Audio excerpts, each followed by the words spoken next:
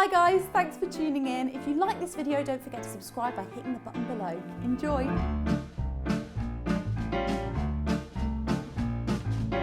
Hello and welcome to Katie.Pix. Today I have teamed up with Bertolli with butter and olive oil to bring you a truly scrumptious pasta frittata. It's like a pasta cake. And this one is going to be sage and butter flavoured. So you are welcome. Let's see how this unfolds. Have a frittata. So we are going to make enough for 4 people today. So you're going to start off with 350 grams of pasta. Now, I'm going to only say this to you this one time because you know how it likes me the al dente pasta. That's when you cook it to the correct texture and you leave a little bit of bite in there. You have my permission to cook your pasta all the way through this time. 350 grams of spaghetti into a pot of boiling salted water. So the reason I've teamed up with Bertolli with butter and olive oil is because I cook with butter a lot because I love it. I love it because it's creamy and it's delicious and it makes food taste so much better. But the problem with cooking with butter is that it can't withstand high temperatures very well. So when you are frying, you've really got to keep an eye on things and you can't whack that temperature up too high, otherwise you're going to burn it more than likely.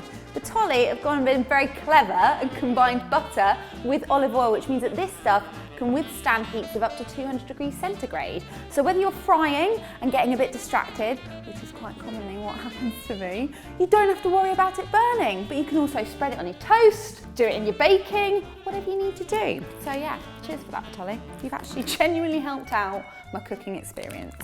So we are going to add to a pan on a nice high heat, 2 tablespoons worth of Bertolli with butter and olive oil. Lovely, and to that we're going to add 10 sage leaves. Now, fried sage is, it's glorious! And what we're going to do with these beautifully fried leaves is we're actually going to crunch them up and feed them through our frittata.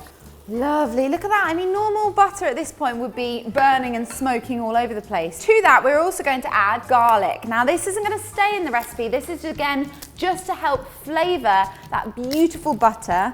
2 cloves, and you just want to get that crunch. And that's just going to go into our pan as well. So it's not going to take long for your sage leaves to fry, and we're going to remove those from the pan. Fried stuff. As soon as they start to kind of lose that lovely olivey green, get them out the pan. We're not going to drain them off. You don't need to sit them on any kitchen roll or anything because we want to keep that lovely Bertolli flavour. And we're just going to drop the heat down for a second and just leave our garlic cloves in there to continue flavouring that butter. Right, pasta will be ready to go. So let's drain that off and move on to stage 2. Colander. Where is a colander? We're now going to prepare our eggs for the frittata. So this is the thing that's going to bind it all together. For this, you will need 6 eggs cracked straight into the bowl. We're also going to finely dice some red chilli, and we're going to add in a handful of beautifully torn and shredded up basil. Lovely. So now we're going to add in our beautiful sage. So I'm going to save a couple of leaves just for decoration.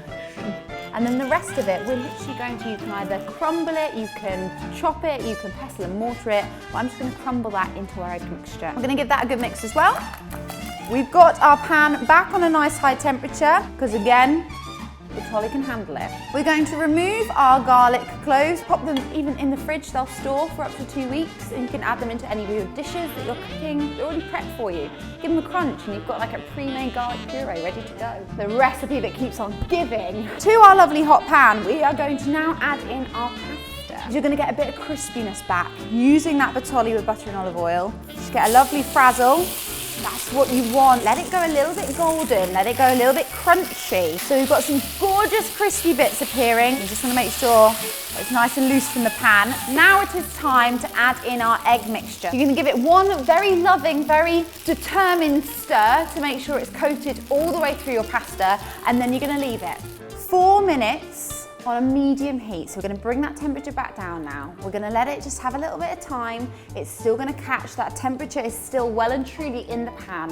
So we're gonna get a gorgeous golden omelette, essentially. You wanna be able to move it away from the sides after 4 minutes, but not to lose too much of that lovely, silky, soft egg that's still going on in the middle, because there is a final stage that will be the resistance to this recipe. So it's starting to come away nicely from the side, and I can see a gorgeous golden crispiness going on the bottom of the pan, and that's what we want. So now it is time for the tops turn. And we're going to finish this beauty off with one of my faves, cheese. So I've got here 75 grams of low-fat mozzarella. We're also going to top it off with a generous grating of pecorino, about 20 grams. We're keeping it Italian here, people, because that's a frittata. It is an egg-based Italian dish, like similar to like a crustless quiche. I'm gonna pop that mozzarella on top. I'm gonna bury a few pieces as well, just so when it starts to melt, it can ooze into it. It's also gonna make a lovely little surprise, because when you serve this, you flip it out the other way, so the bottom's gonna become the top.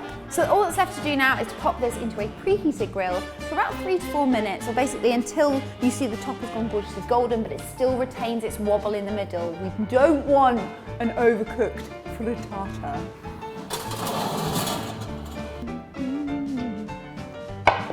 One, two, three.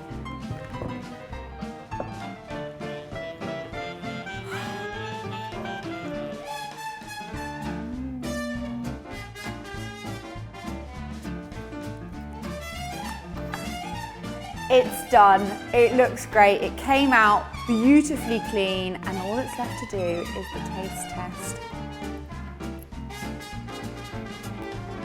Oh, can you hear that crunch? It's buttery, rich, it's got a little bit of heat that kicks its way through from the chilies. That sage is so fragrant and so delicious. That is beautiful. I hope you like this video. If you fancy it, then why not pop a little thumbs up, or even a comment in the box below. But guys, genuinely, I cannot recommend Bertolli with butter and olive oil enough. If you cook with butter, it just makes your life so much easier. So if you want to know anything more about this, then make sure you click all the links in the description box below. Until next time, goodbye.